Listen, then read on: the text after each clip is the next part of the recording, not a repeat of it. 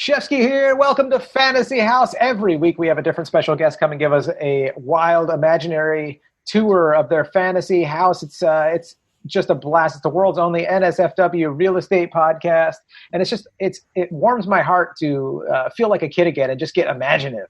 You know, we take that MTV Cribs style tour and we kind of inject a little bit of like Rick and Morty Adventure Time, cartoony technology, weird trippiness into it. I feel like it just adds a little bit of life to us as adults or somewhat adults, riffing and getting creative. So thanks for coming on that journey with us, listeners. Every episode is brought to you by me, Jon Shefsky, your local Southern California realtor. Market's changing all the time. California market is super strong, even with unemployment and uncertainty. If you want to know more about the market and anything to do with investments like multifamily apartment buildings and all that good stuff, I absolutely love talking about that stuff. It's free. So just hit me up on my Instagram, JONSHEFSKY. Why not? Or you can just email us at the podcast, fantasyhousepodcast@gmail.com. I would love to chat with you. This episode is a good one because they're all good ones because we put our heart and soul into making good episodes. My buddy, hilarious comedian from America's Got Talent, Ryan Niemiller is here, and super, super excited to riff with this mofo. He's a killer. He's a killer on the road. His brain is squirming like a toad. That's the Doors. I don't know if you guys remember that band. All right, in the words of the great Angelo Bowers, let us do this. Won't you take it all around over food of your fantasy house? Your host where the most experience in your fantasy house. Get all the money for expensive construction. The only limit is your imagination.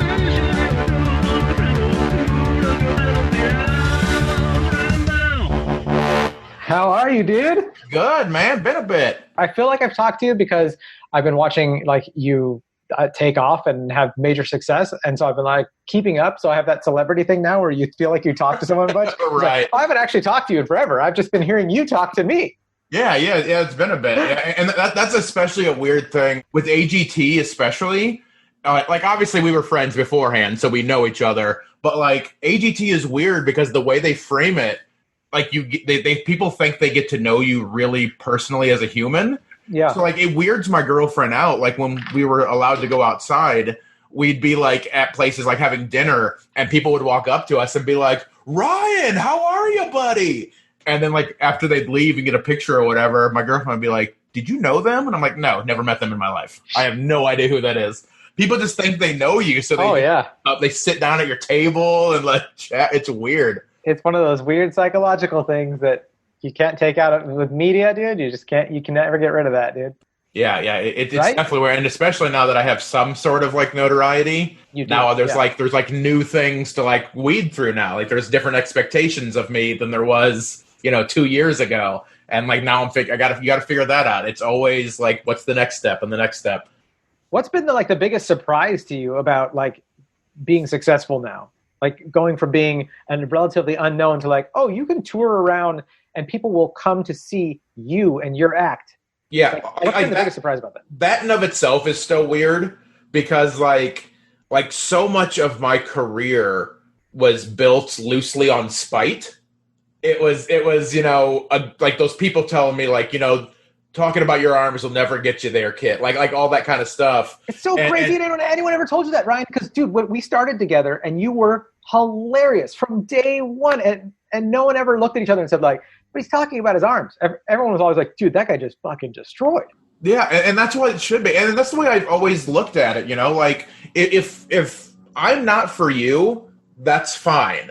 Like, if you don't want to hear me talk about what I'm talking about, everyone has that right. But, like, people clearly wanted to hear about it. Like, it was a thing that, like, clearly it resonated.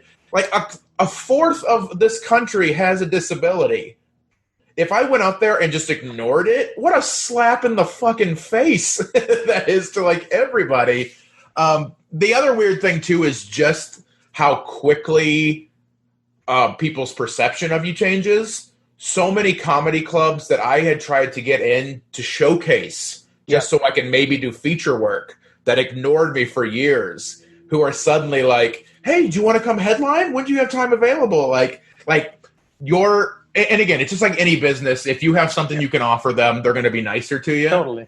But just the amount of people who are now, and again, perfectly friendly. I get the business side of it, but people who didn't give me the damn time of day, who are now like, yeah, we always believed in you, Ryan. We always were glad to see one of you, make it. You're just like, okay, just dude. sign the check. It's NIEMI.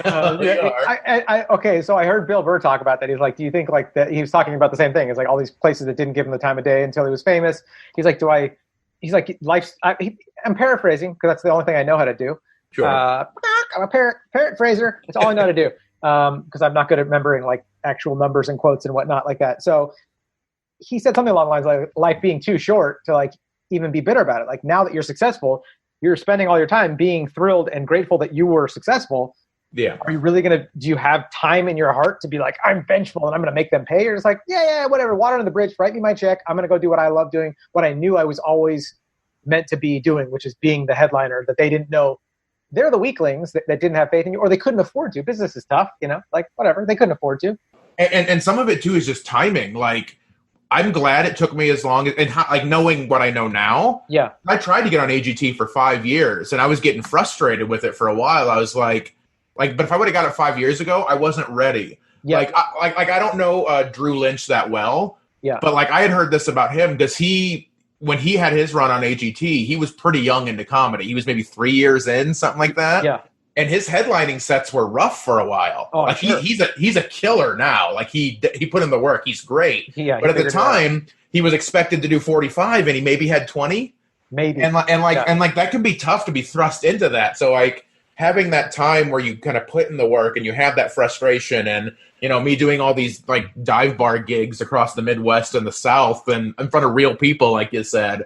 Now that like I am like, okay, now you can headline. I was ready to go right away because I'd been headlining, dive bars in Iowa for years, And that's so rad because that is like a quality that it's like you cannot replace that. Even if someone's new and they have 45 minutes, it's like, oh, you can't even rotate out some stuff. And like, like what if your opener from the city that you never met before just did your first 10 minutes for their bit?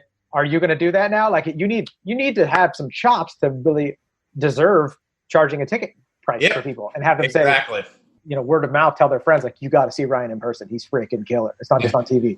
I had Stephen Briggs on, right? And okay. I love Stephen. Oh, Steve, he's amazing. Hilarious dude, sweetheart, like just that. Those are my kind of people, right? But he did this show, and he's probably done a couple now, at a drive-in theater. And I know Jesus Trio did one too, where people pulled their cars up. It looked like if you were watching the movie Cars and they went to a comedy club, This is what it would be. It was absolutely amazing. And he loved it. Do you think that's the future of comedy right now for the next 5 years or something like that? What do you think? No. Okay. And the reason I think like it's the same reason that I think like Zoom shows are doing really, really well right now.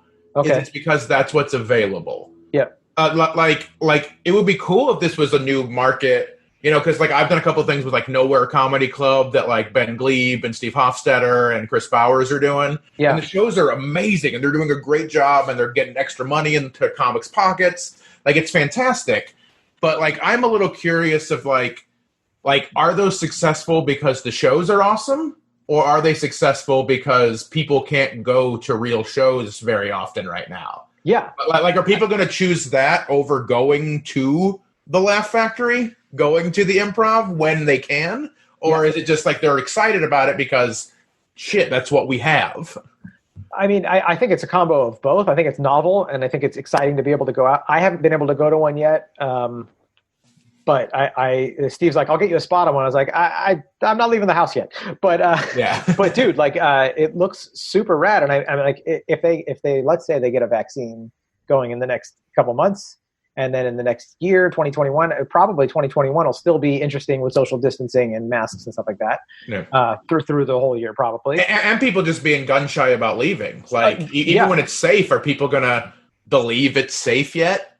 Are they going to go out? The only reason I've done a few this weekend, actually, I get my second actual comedy club work in person. Yeah. Since this has happened, I'm going up to Portland. And, I wouldn't go there, social distancing, mask required, all that good stuff. Yeah. I don't feel great about it. Like, I feel safe. Like, I feel I'm going to be taken care of.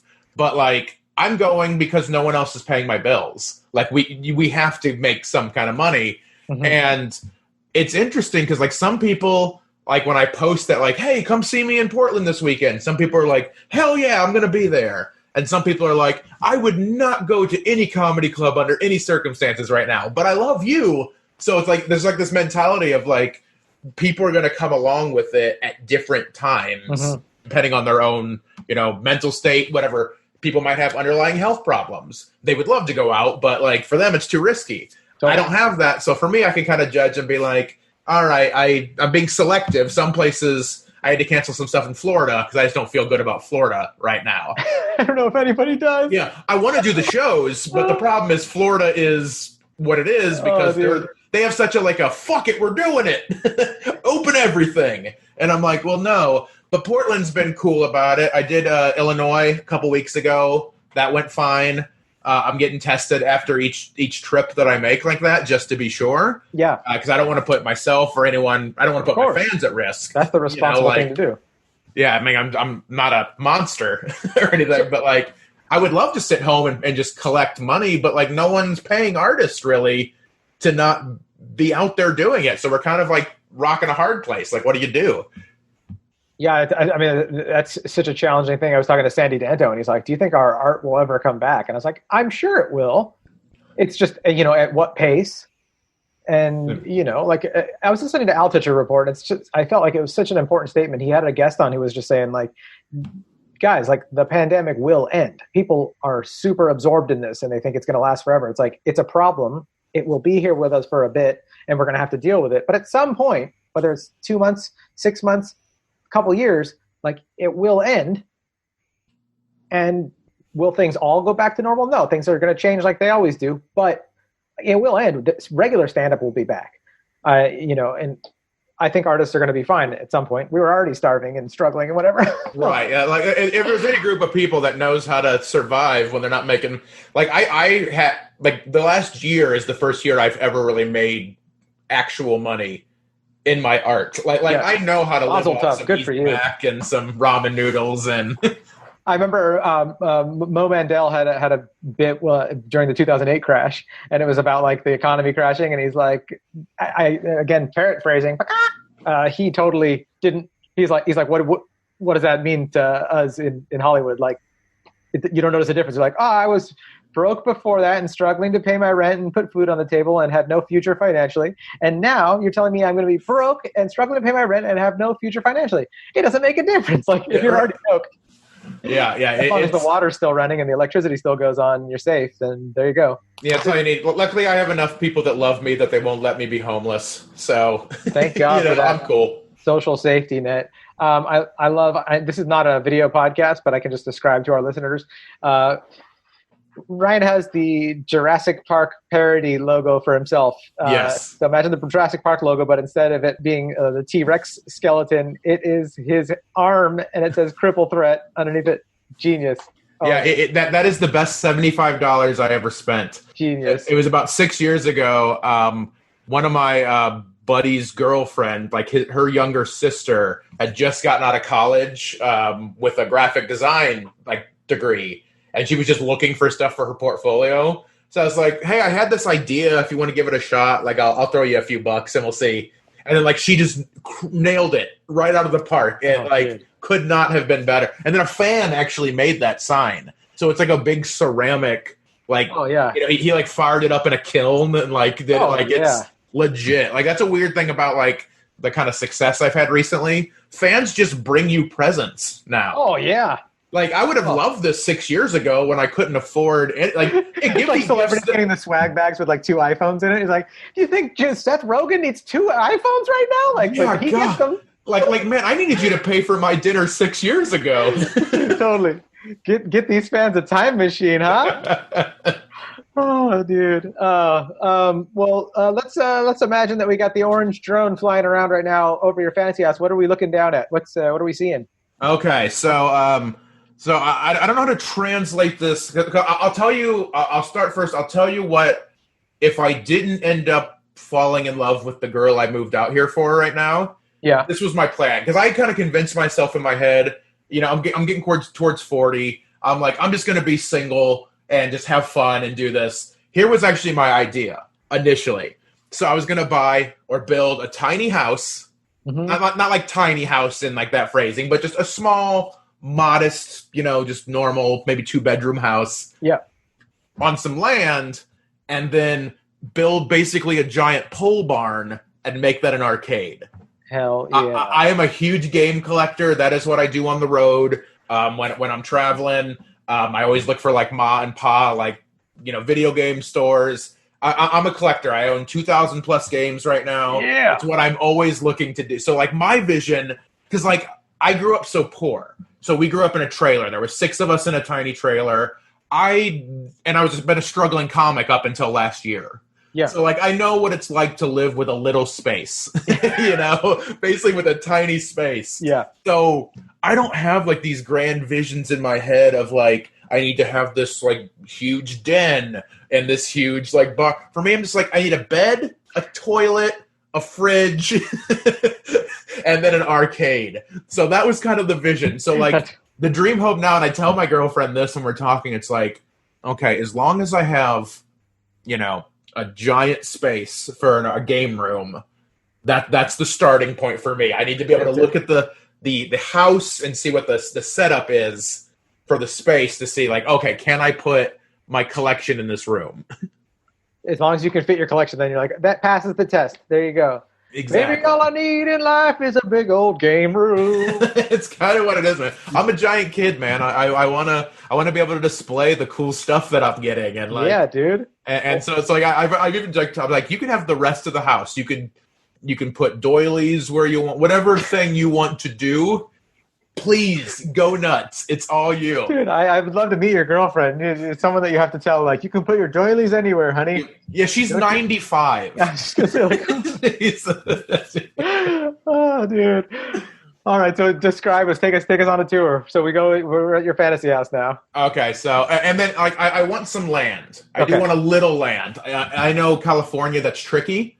That's not the easiest thing in the world to find, but like where I grew up in Indiana, it's a very rural town. It's called DeMott, Indiana. It's in the middle of nowhere. It's a farming town. So like I had friends, like the cool houses to go to would be like my buddies who they'd be on like, 20 acres of land and they build their own, like paintball course. Oh, Like one of my best friends in high school, his dad basically did like excavation work. So he had like he dug ponds and he dug like for septic tanks. He had excavators and scoops that he could mess with stuff. Oh yeah. So they literally made a giant pond in the backyard with an island in the middle, and there was a zip line that went from like a tower. Like it was like the coolest. You've already been to a real fantasy house. Yeah, it's amazing. So like I want some land. Like I don't know if that's really my speed to do that. Okay. But I like having land to do stuff. That's always a bummer about LA. Sometimes you can see wonderful houses and they're right up on each other because land is like just such a premium. You can't have these huge backyards to put play wiffle ball or whatever things you want to do back there. They're out there, but you definitely have to move far out of the epicenter of Los Angeles. Yes. Because unless you have, it's $1,000 a square foot if you're in Beverly Hills where they have some of those houses where you're like, this is 4 acres, but it's like, you're a $20 million house. There's $100 million houses. So, but they have them. But yeah, dude, I love it. So you're thinking about land. Are you thinking about like a desert land, forest land in the mountains? See, for me, I'm not. I sweat too much for the desert. Sweat too much if I can avoid it. I'm a sweady boy. Okay. As you can tell now, I'm good. It looks like I'm just nervous to talk to you, but I'm actually just. You're just hot. I'm just a sweaty boy. So for me, I'm from where it's flat, so that's kind of where my mentality looks at it. Okay. I would love just like a big something where like you could set up like a horseshoe, thing, or set up cornhole, like things like that. To be able to do activities. And stuff. Horseshoe and cornhole, folks. Exactly. He's from Indiana. Yeah, which is the name of my favorite sex move. Horseshoe to cornhole. Horseshoe to cornhole. Hold on, baby. 1, 2, 3. Horseshoe to cornhole. Spin it around. Don't hurt yourself. So you got a bunch of land. You got horseshoe. You got cornhole. It's flat. What's it like when we go inside the actual premises? In the house. I like open spaces. Okay. So that is part of like if I'm gonna have a house, because I've lived in such cramped apartments where you got to get everything in there. A little bit of room to breathe, a little bit of room to, if I decide I want to take up yoga, I might love yoga. So important. I might love yoga. I've never had the space to try it in any place that I've lived. Same here. LA was so crazy for me. As soon as we moved out and actually had like a living room space, like with a rug on the floor, and my wife and I both do yoga together on it. I'm just like, dude, I don't ever want to go back to having a living room where you can't do yoga. And none of my friends in LA have apartments where you can do yoga in the front. Like, it's just like you walk in, you go like this, you sit down, and it's like, dude, there's nothing better than just doing yoga. I mean, we sound like a bunch of hippies, a couple of hippies here, but doing yoga like right there in front of you, or just laying down on the floor and playing with animals or your kids or whatever is like, like just having a little space for that. Good for you. So I like the open space. And luckily, I don't know how you find this. You probably have to build this, but the girlfriend's on board with this too. I would love to have like a secret passage. You do have to build that. That is totally the kid in me. But like, I always remembered how cool that was to think like in the game Clue. Yeah. Where it's like, oh, if you go here and then it leads to over here. Oh yeah. Like, I would love to have like a secret like staircase or like a secret room that people don't know is there that you got to go through that. Oh yeah, dude. I don't know what I would use the room for or what the practical use of the secret passage is, but just to have like as a kid, that was so fascinating. Like, how cool would my kids be if like their friends would be like, can we go in the secret passage? Dude, so in downtown Laverne, there is a small, well, it's not small. It's a 3-unit, like they built this 3-unit condo complex, but they look like Victorian homes that were built in the 1800s. Okay. So for years, I thought that it was like a, late 1800 weird Victorian home that was like, must have been here during the cowboy era. And I found out a couple years ago, like, this is only built like 5 years ago. Oh, nice. So it's like modern on the inside, but it looks super just old school Victorian and weird. And one of them was for sale, and I got to go through and check it out. And it had a bookshelf room. You think you're at the top floor because you're do you pull the book? Does it like literally work that way? It doesn't. You don't get to pull the book, but that could be someone could make that for you. But really, you see where this bookshelf is, and if you know the right one, you pull the shelf out of the way, and that's the door. And all of a sudden, you're walking upstairs into like a whole there was like a whole attic room with like refrigerator, a television, and like a nice little setup with windows and from the very top floor. But there's something really magical about just like little secret mystery stuff. It's like, and like a playful. It makes you feel like a kid, which is the whole point of this. Which is exactly what I want. I mean, that's essentially what I am as an adult. I mean, talking about my giant video game collection, like that's because of the whimsy of it. And there's just something neat about having like your own little private space. Yeah. Like, and like, I mean, like I said, I grew up in a trailer and there were 6 of us in a single wide trailer. No privacy at all? You get no privacy for anything. I didn't even learn to masturbate until I was in college. So you didn't dare attempt that with that many humans nearby. Speak for yourself. I would have just been like, all right, I guess we're going out. We gotta do what we gotta do. You guys look that way for a minute. Yeah, you're about to learn some things, Mom. Here we go. Well, probably with how hard it is to masturbate, you probably bust really quick. So you just be like, look over there, there's a wolf. And then I'm done. Okay. And then the fact you're like, I call it being efficient, not busting too quick. It's efficiency. I'm a busy man. All right. I was on television, Shefsky. All right. I got things to do. People rely on me. Too busy to jack off for 10 minutes here, folks. Oh, dude.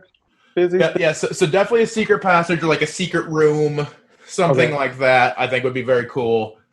What would you have in the secret room? Did we talk about that? Because paint a picture for us. Like once we get in there, if there's a way that I could make the game room what leads into the secret room, I think that would be cool. Like basically make it like a clubhouse. Okay. I think that'd be cool. I don't know how big you can make a secret room. I don't know if you want to have like an entire floor of your house be. I mean, this is fantasy. But this is a fantasy, damn it. I mean, people go really high tech on this, so you could go as trippy and unrealistic as you want. Yeah. So then I want a floor.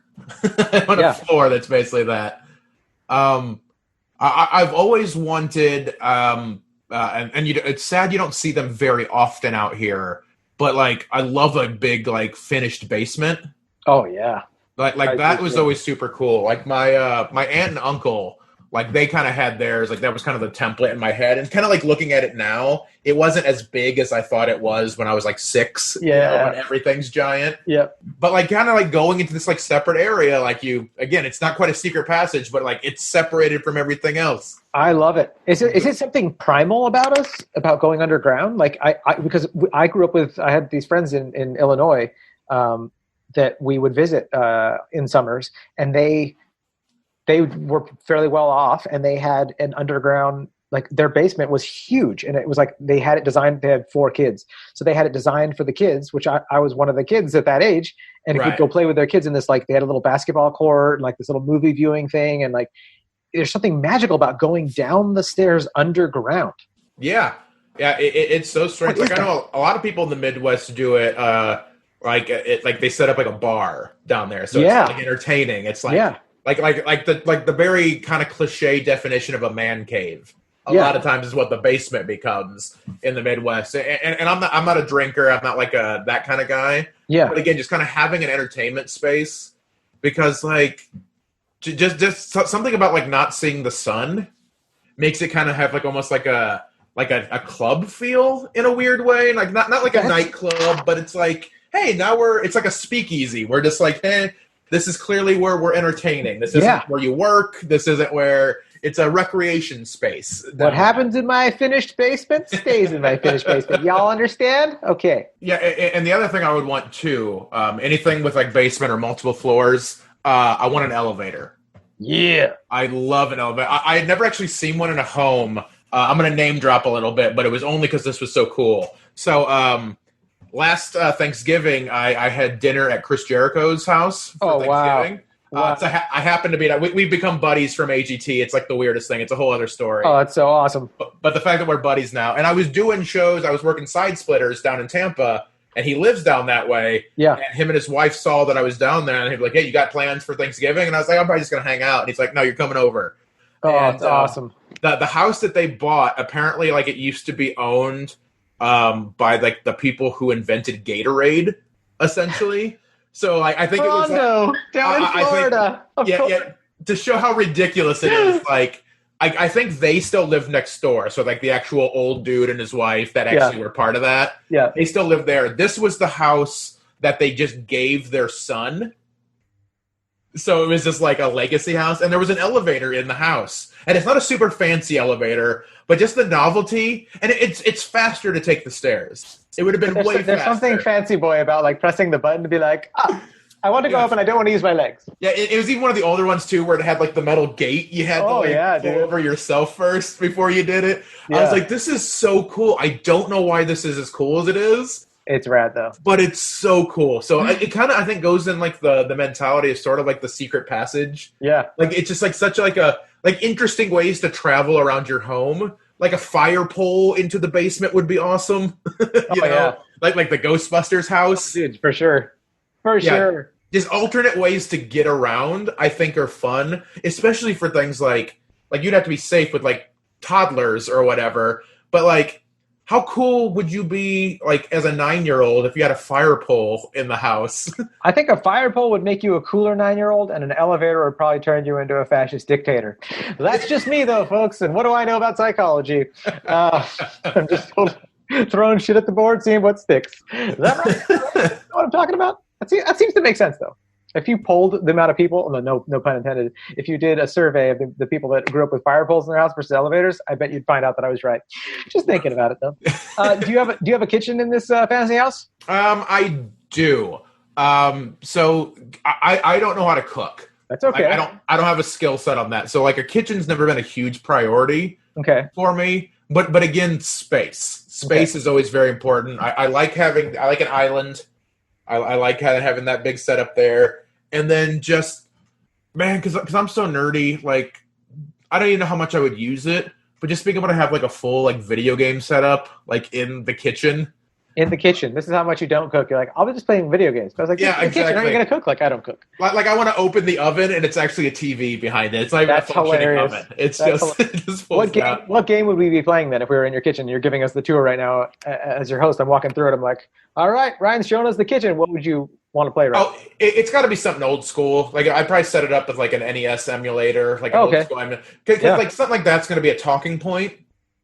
And most people, like, even if you don't like video games, everyone remembers Super Mario Brothers and like things like that. So something that people are going to be able to like, oh yeah, I remember that. That's cool. The music alone is like nostalgic. Like I'm not really good at video games. I've probably beaten like one or two like Modern Warfares or whatever over the years. But like if you play like Zelda or Mario Brothers or any of the flight simulators from that era, like I'm like, oh man, these are the tunes, baby. Yeah, like I just love the music. Absolutely. So that's great. How about a bathroom?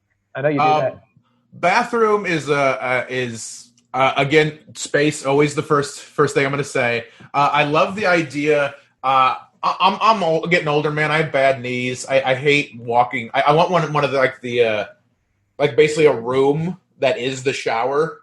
Oh yeah. Like it just has like the big floor drain in the middle. Yeah. And you maybe have like a vanity kind of over there so you can do other stuff too. Yeah. But like just basically just like when you pull like, and then you're in the shower. Oh like, yeah.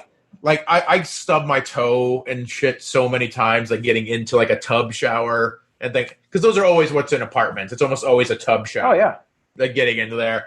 So I still love tub showers too. Like when I see a house, it's going away nowadays, and you'll go to houses now that have no tubs in them. All the rooms will have full standing showers, and I'm like, where do these people take baths at? I have like an anxiety attack. Right. And I'm like, I have to warn my clients, you guys, just so you know, this house is great, but there's nowhere to take a bath. Don't you guys have backs and knees and hips? Like I need to sit in some Epsom salt. Okay, yeah. So.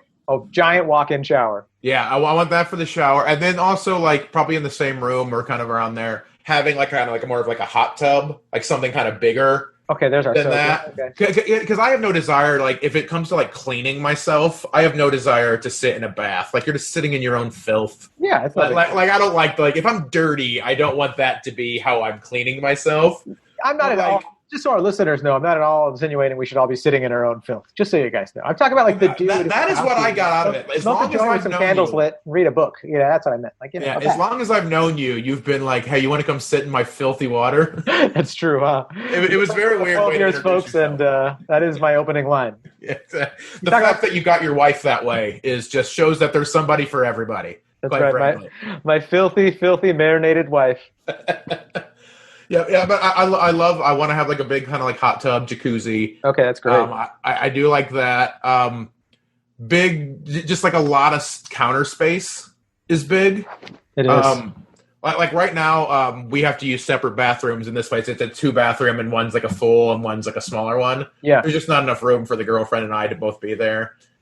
Having your own space for that kind of stuff so I can put my moisturizers and my creams. That's funny. I was just going to ask you, what do you need a bunch of counter space for in the bathroom, lady? It's my wife that has the giant amount of stuff. I'm like, what are all these creams for? I never see you using them. I just see a bunch of creams everywhere. Is there anywhere else in the house that we need to see before we wrap this puppy up? Trying to think. Like, I want another kind of game room that's not video game room as well. What kind of games? Like board games or table games? Well, like that would be cool, but I'm thinking like pool table, kind of like the traditional kind of stuff like that. Yeah, totally. Like I'm all for like entertaining people. It's always been something that like I'm not good at it because I've never had the opportunities to like host parties. I bet you'd be really good at it. Because I've always lived in such little shitholes that were perfect for me. Yep. You can't have 8 of your buddies over if you live in a studio. You just can't. But you can, but it feels very uncomfortable. Yeah. It becomes the weirdest gangbang of all time. It's just, and not by intention. It's like I just had to put my penis somewhere. There was nowhere to put it. I mean, there's only so much crotch space. That's right. And you invaded it. We can save a lot of space if the 6 of us kind of line up like a human centipede and then put 5% of our bodies into the other body. And look how much space it saves. Exactly. How you negotiate it. 10 dudes in a studio. Yeah. I want to be able to. I just want like areas that I can like entertain at. Okay. So like a place that I lived in my buddy's giant house for a while with him. He just had like an extra room, and I went down. He was in Florida, and he had made one of his rooms just a big like basically movie theater kind of thing. So so having those kind of rooms, I know that's that's not unheard of to put a theater in your home. But just having that available where it's like, hey, want to have a movie night? Boom. Want to play pool? Boom. Want to have a video game night? Boom. Like, What would That's we be the watching for movie night? So what would for Fantasy House movie night? What would we be like? Check out my theater. What's going to come on the screen? Hardcore pornography. That's good. You know, it's funny. No one ever has that on their MLS listing pictures for the luxury homes. Whenever I look through it, I'm like, they have a theater. It's always like pictures of like Scarface or something like that. But hardcore pornography? Hardcore, because basically, I want my future mother-in-law to be in our life, but not come over very often. And that will drive her out. She'll be like, I love my son-in-law. I'm so excited that you're doing so well. Their house is beautiful, but I don't feel comfortable watching The Green Door more than once. Yeah, I don't understand all of the pornography. It's just constant. Dude, so rad. I just on a side note, I think you'd be an awesome host. I could just tell from you even talking about the opening up the oven in your kitchen and having a video game screen in there with a console and saying that's a talking point. It's like, no, this is the voice of someone that would be an awesome host. So yeah, you got to host some stuff, dude. Excellent. Great. Yeah, that's going to be the plan. Hopefully, possibly when you help me buy a house one day. Let's do it. And where can people reach you? Where do you want people to find you? What's the Twitter, Facebook, Instagram? It's at CrippleThreat8. That's the number 8. There was 7 before me, but I've risen to power. I've destroyed the other ones in my life. Yeah. Hit me up there. Website's cripplethreat.com. In theory, my tour schedule is up there. Time really has no meaning right now, so we don't really know when I'm touring full time. But in theory, any dates I'm doing are on there. If you like me, you're a fan of what I do, you want to say hi, I'm very interactive on social media. The fact that anyone actually gives a shit about me now is so mind-blowing to me after spending 12 years of being in obscurity. So you deserve it, man. The fact so that, great. So if you say hi, I'm probably going to say hi back because it's crazy that anyone cares. So please do. You guys hit up Ryan and say what's up. Tell him Shefsky sent you. He loves me. Well, we feel like hashtag blessed guests getting to see your fantasy house and getting to go inside. And I hope that you guys enjoy Ryan. And when he is back on tour in person, go see him. Or if you're up in Portland and you got a strong immune system and a really good mask, go check him out. Yeah. If you don't mind that I will no longer let you pay me to spit in your mouth. I can't do that anymore. But dude, if that doesn't ruin the experience for you, come see me. Thank you so much for tuning in. If this is your first time listening, go ahead and give us a 5-star review, or give us whatever review you want. If you want to give me a 1-star because you think I deserve it, well then damn it, this is America and that's your right. If this is someone that's been listening for a while, go ahead and hit the share button, baby. Send this episode to somebody that would love it. You got someone in your life that loves video games, that would love Ryan's comedy. Hit the share button right now. All right, you guys, be silly and have fun.